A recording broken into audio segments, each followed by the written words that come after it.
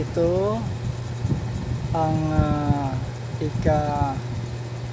Mateo 23 Kapitulo 16. Sa abang kayong mga taga-akay na bulag na inyong sinasabi kung ipinanumpa ninuman ang templo ay walang anuman dadapwat, kung ipinanumpa ninuman ang ginto ng templo ay nagkakautang na siya.